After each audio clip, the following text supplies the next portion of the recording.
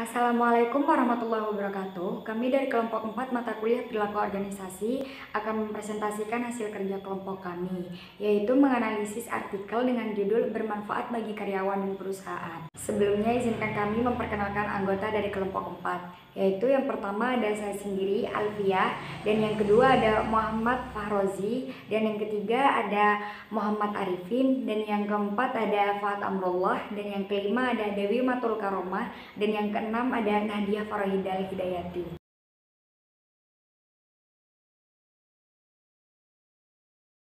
Dalam analisis 5C, yang pertama ada konteks. Perilaku organisasi merupakan ilmu tentang dinamika perilaku individu dan kelompok dalam suatu organisasi dan dampaknya terhadap kinerja, baik kinerja individu, kelompok, maupun organisasi. Peneliti telah menunjukkan bahwa penerapan perilaku organisasi pada manajemen personalia dapat menghasilkan karyawan terbaik sekaligus meningkatkan keberhasilan organisasi secara keseluruhan.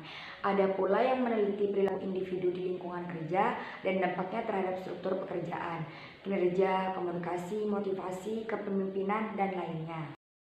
Baik, di sini saya akan menjelaskan tentang konten. Untuk konten slide di sini, yaitu perilaku organisasi tak hanya menguntungkan suatu organisasi atau perusahaan saja, namun area ini juga bermanfaat bagi karyawan, mulai dari memberikan ruang kreatif hingga meningkatkan produktivitas. Oleh karena itu, tak sedikit organisasi termasuk perusahaan yang menggunakan ilmu perilaku organisasi atau dikenal dengan studi organisasi. Karena ilmu tersebut memiliki kaitan erat terhadap ruang lingkup sumber daya manusia dan psikologi industri. Sebut saja berinteraksi karyawan dalam kelompok kerja, cara berjuang dengan para pemangku kebijakan, atau cara berkomunikasi dengan klien. Konstruk.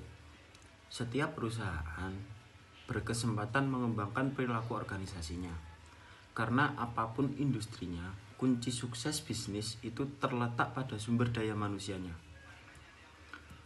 Berikut ini cara mengubah atau mengembangkan perilaku organisasi yang telah ada untuk memperkuat tim.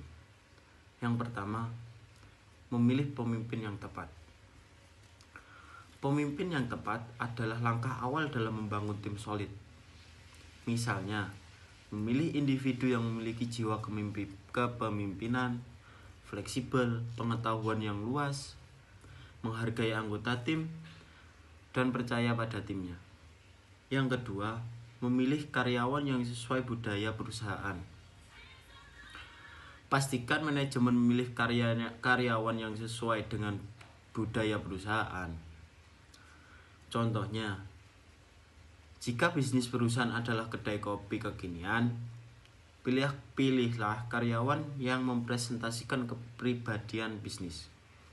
Yang ketiga, review budaya kerja manajemen juga perlu mereview budaya kerja secara berkala untuk menciptakan lingkungan yang menyenangkan dan berfungsi dengan baik. Tentukan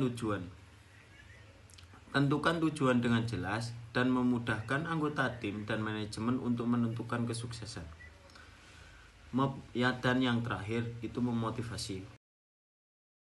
Comparison, yaitu yang berkaitan dengan perusahaan, pelaku bisnis dapat memenuhi tujuan jangka pendek dan jangka panjang melalui perilaku organisasi. Namun, ia juga perlu memahami apa yang memotivasi para karyawan dan bagaimana mereka berinteraksi satu sama lain. Informasi tersebut dapat membantu dalam berbagai bidang, termasuk pelatihan dan pengembangan karyawan, hingga inovasi dan kolaborasi. Baik, poin selanjutnya ada correlation, di mana perilaku organisasi sangatlah penting bagi perusahaan dan karyawan.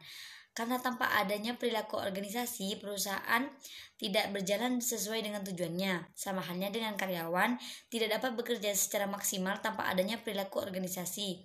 Semua yang berhubungan dengan karyawan dan perusahaan masih terkait dengan perilaku organisasi. Sekian presentasi dari kelompok kami. Assalamualaikum warahmatullahi wabarakatuh.